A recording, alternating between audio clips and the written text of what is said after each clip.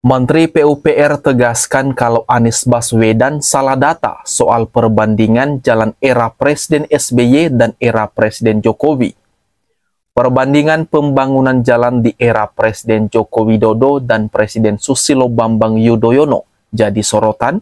Hal itu terjadi setelah bakal calon Presiden Anies Baswedan membawa wacana ini dalam pidatonya pada perayaan Milad ke-21 Partai Keadilan Sejahtera atau PKS. Menteri PUPR Basuki Hadi Mulyono buka suara soal sorotan perbandingan pembangunan jalan tersebut. Dia mengatakan data yang digunakan Anies Baswedan membandingkan pembangunan jalan era Jokowi dan SBY benar dan tepat. Namun Basuki menegaskan ada salah tafsir yang dilakukan oleh Anies dari data tersebut.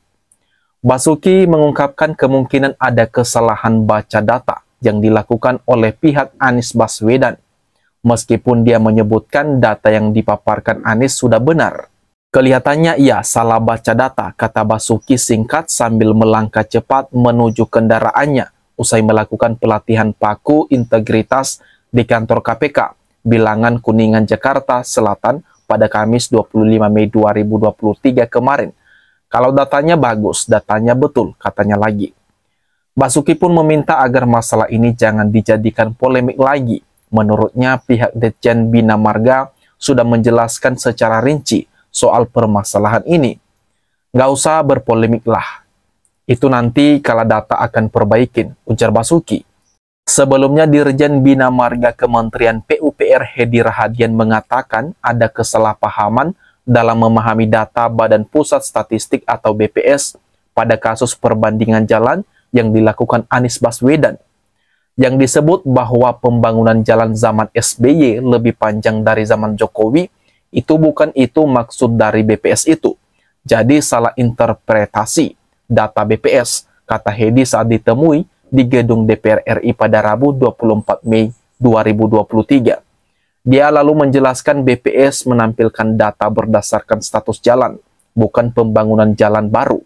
Misalnya, jalan nasional yang bertambah ribuan kilometer berasal dari perubahan status jalan dari jalan provinsi. Jadi data BPS itu bercerita soal penambahan status, bukan pembangunan jalan. Jadi status kewenangan jalan nasionalnya bertambah sekian belas ribu kilometer.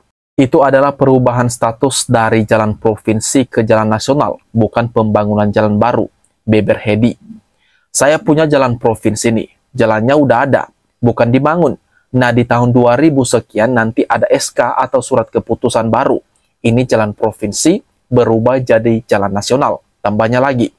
Diketahui Anies Baswedan mulanya memaparkan pembangunan jalan tol di era Jokowi memang besar, bahkan 63% jalan tol di Indonesia dibangun selama 2014 hingga sekarang.